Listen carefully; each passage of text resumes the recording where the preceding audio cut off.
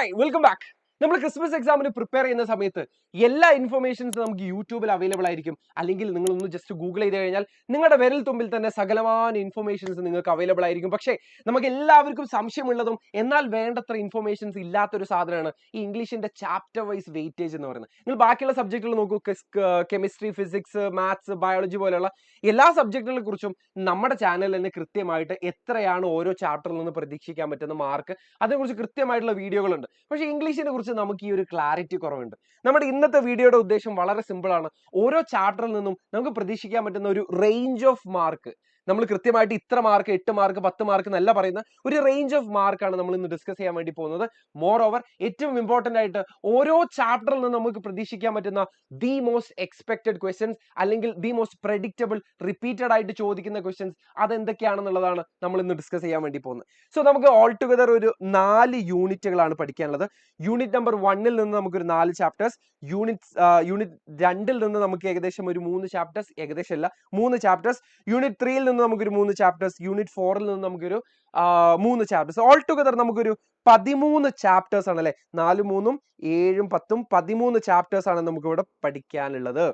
Unit number 1 വരുമ്പോ അല്ലേ, ഇവിടെ നമ്മൾ ആദ്യം പഠിച്ച ചാപ്റ്റർ ഹിസ് ഫസ്റ്റ് ഫ്ലൈറ്റ് ആയിരുന്നു. ഇതൊരു ഷോർട്ട് സ്റ്റോറി ആയിരുന്നു. ലയം ഓഫ് ഫ്ലേർട്ടിയുടെ ഒരു ഷോർട്ട് സ്റ്റോറി ആയിരുന്നു പഠിക്കാനുള്ളത്. ഒരു 8 to 12 മാർക്സ് എന്തായാലും പ്രതീക്ഷിക്കാം.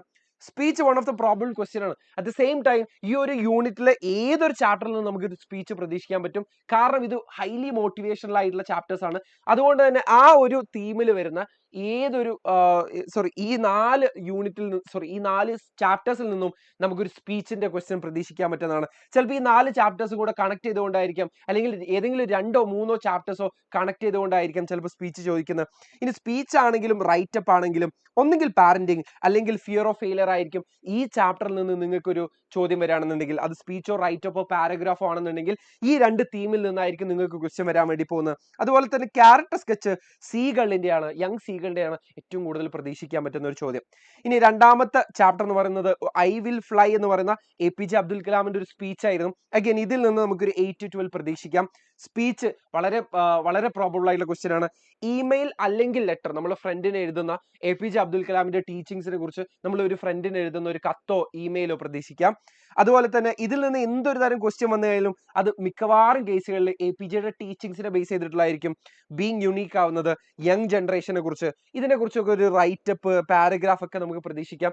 ഇനി പ്രൊഫൈൽ ചോദിക്കുന്ന സമയത്തും ഏറ്റവും കൂടുതൽ ചോദിച്ചിട്ടുള്ളത് കഴിഞ്ഞ വർഷങ്ങളിലൊക്കെ APJ അബ്ദുൽ കലാമിന്റെയാണ്. പക്ഷെ നമുക്ക് പ്രൊഫൈൽ ഒരിക്കലും പഠിച്ചു വെക്കാൻ വേണ്ടി പറ്റില്ല, കാരണം അത് വളരെ അൺപ്രഡിക്റ്റബിൾ ആണ്. പക്ഷെ ഒരുപാട് തവണ പ്രൊഫൈൽ ചോദിച്ചിരിക്കുന്നത് APJ അബ്ദുൽ കലാമിന്റെ ആണെന്നുള്ളത് ഒന്ന് ഓർത്തു വെക്കാം. മൂന്നാമത്തെ ചാപ്റ്റർ എന്ന് പറയുന്നത് quest for A theory of everything എന്നുള്ളതായിരുന്നു. ഇതൊരു പ്രൊഫൈലാണെന്ന് പറയാം, അല്ലെങ്കിൽ നമുക്കൊരു ഷോർട്ട് ബയോഗ്രഫി ആണെന്ന് പറയാം. ഇത് സ്റ്റീഫൻ ഹോക്കിങ്ങിനെ കുറിച്ചിട്ടുള്ളതായിരുന്നു. അതുകൊണ്ട് തന്നെ സ്റ്റീഫൻ ഹോക്കിംഗ് കടന്നു വന്നിട്ടുള്ള അദ്ദേഹത്തിന്റെ ലൈഫിലുള്ള ഹാർഡ്ഷിപ്സ്, ചാലഞ്ചുകൾ, അദ്ദേഹം നേരിട്ടുള്ള ഒരുപാട് ഒബ്സ്റ്റക്കിൾസ്, ഇതിനെ കുറിച്ച് ഒരു റൈറ്റപ്പ് ചോദിക്കാം. അല്ലെങ്കിൽ ജീവിതത്തിൽ നമ്മൾ റെസീലിയന്റ് ആവുന്നതിനെ കുറിച്ചൊക്കെ ഒരു റൈറ്റപ്പ് പ്രതീക്ഷിക്കാം.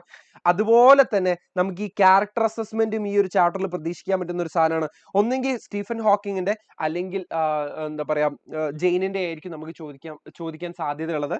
അതുപോലെ തന്നെ ഇന്റർവ്യൂ ക്വസ്റ്റ്യനെയറും ഒരു പ്രോബബിൾ ക്വസ്റ്റ്യൻ ആണ്. സ്റ്റീഫൻ ഹോക്കിങ്ങിനോട് നിങ്ങൾക്ക് ചോദിക്കാൻ പറ്റുന്ന ഒരു 4-5 ചോദ്യങ്ങൾ ചിലപ്പോൾ അവിടെ പ്രതീക്ഷിക്കാം.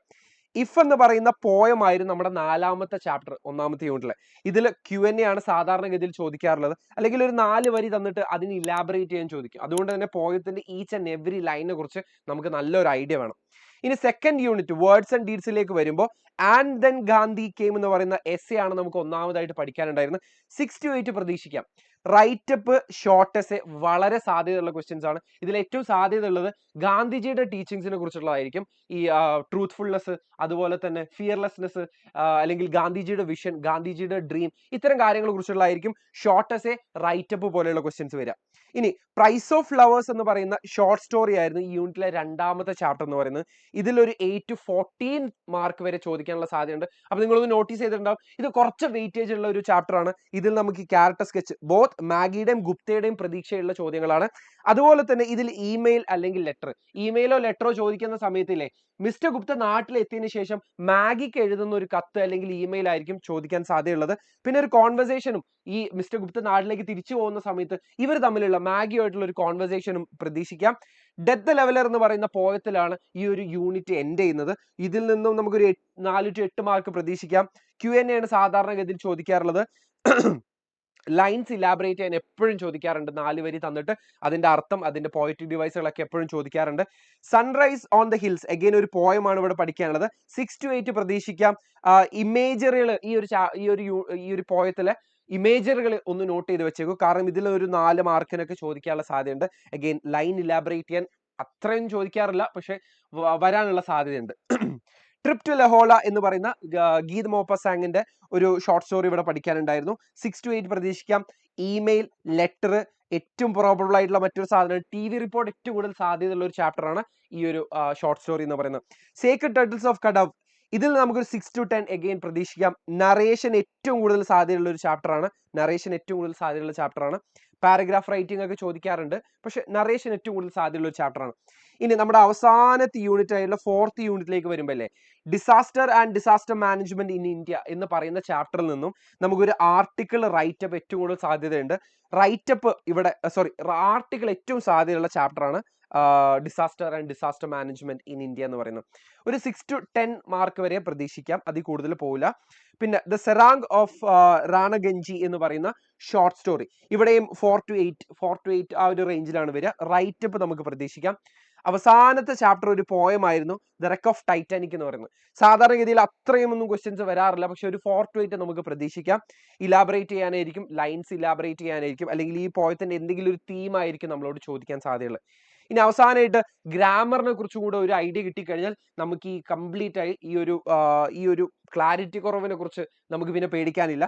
ഒരു 10 to 12 എന്തായാലും ചോദിക്കും. മിനിമം ഓഫ് 10, മാക്സിമം ഓഫ് 12 എന്തായാലും ചോദിച്ചിരിക്കും. ചിലപ്പോൾ ഒരു 2 മാർക്ക് എക്സ്ട്രാ വെച്ചിട്ട് ഒരു 14 മാർക്കിന് വരെ ചോദിക്കാം, പക്ഷെ യൂഷ്വലി ഒരു 12 വരെ പോകാറുള്ളൂ. ഇതിൽ നമുക്ക് reported speech, cohesive device, if close, editing പോലെയുള്ള ക്വസ്റ്റ്യൻസ് ആണ് ഏറ്റവും പ്രോബബിൾ ആയിട്ടുള്ളത്. അതല്ലാതെ ഇടയ്ക്ക് ടെൻസസിനെ കുറിച്ചൊക്കെ ചോദിക്കാറുണ്ട്, അല്ലെങ്കിൽ ഓക്സിലറി വെർബിനെ കുറിച്ച് ചോദിക്കാറുണ്ട്, അല്ലെങ്കിൽ നമ്മൾ ഈ സജഷൻസ് കൊടുക്കുന്ന, കമാൻഡ് കൊടുക്കുന്ന ഷുഡ്, വുഡ്, കുഡ് അങ്ങനെയുള്ള കാര്യങ്ങളൊക്കെ ചോദിക്കാറുണ്ട്. പക്ഷെ ഈ 4 എണ്ണമാണ് ഏറ്റവും പ്രോബബിൾ ആയിട്ടുള്ള ഒരു 12 മാർക്ക് വരെ നമുക്ക് പ്രതീക്ഷിക്കാം. ഇതെല്ലാം കൂടെ ചേർന്നിട്ടാണ് നമ്മുടെ 80 മാർക്സ് ഉണ്ടായി വരുന്നത്. സോ ഈ 80 മാർക്സിൽ ഏതൊക്കെ ചാപ്റ്ററിൽ നിന്ന് ഏതൊക്കെ തരത്തിലുള്ള ക്വസ്റ്റ്യൻസ് വരാം, അതിന്റെ ഒരു വെയിറ്റേജ് എങ്ങനെയൊക്കെയാണ് പോകുന്നത്, അതിന്റെ ഒരു റേഞ്ച് എത്രത്തോളാണെന്നുള്ളതിനെ കുറിച്ച് നിങ്ങൾക്ക് ഇപ്പോൾ ഒരു ക്ലാരിറ്റി കിട്ടിയിട്ടുണ്ട്. ഇത് പ്രിപ്പറേഷൻസിന് ഒരുപാട് തരത്തിൽ ഹെൽപ്പ് ചെയ്യും. കാരണം നമ്മൾ മൊത്തമായിട്ട് ആ ടെക്സ്റ്റ് ബുക്ക് മൊത്തമായിട്ട് അടിച്ചു പെറുക്കി വായിക്കുന്നത് പോസിബിൾ അല്ല. എല്ലാത്തിനെ കുറിച്ചും ഡീറ്റെയിൽ ആയിട്ട് നമ്മൾ വീഡിയോ ചെയ്തിട്ടുണ്ട്, ഷോർട്ട് വീഡിയോസ് ചെയ്തിട്ടുണ്ട്, ഇനിയും ഒരുപാട് ഷോർട്ട് വീഡിയോസ് വരാനുണ്ട്. So keep learning. ഇതിന് നമ്മൾ ഒരു എൻഡ് കൊടുക്കുന്നത് വളരെ അബദ്ധമാണ്. ഇത്രയാണ് നമുക്ക് പഠിക്കാനുള്ളതെന്ന് പറഞ്ഞിട്ട് അത് മാത്രം പഠിക്കുന്നത് സ്റ്റിൽ ഒരു നല്ല തീരുമാനമല്ല, ഒരു നല്ല ഡിസിഷൻ അല്ല. ബട്ട് സ്റ്റിൽ നമുക്ക് ഇതിനെക്കുറിച്ച് ഒരു കൂടുതൽ ക്ലാരിറ്റി കിട്ടാൻ ഇന്നത്തെ വീഡിയോ നിങ്ങളെ ഹെൽപ്പ് ചെയ്തിട്ടുണ്ടെന്ന് ഞാൻ വിശ്വസിക്കുന്നു. All the very best. Thank you.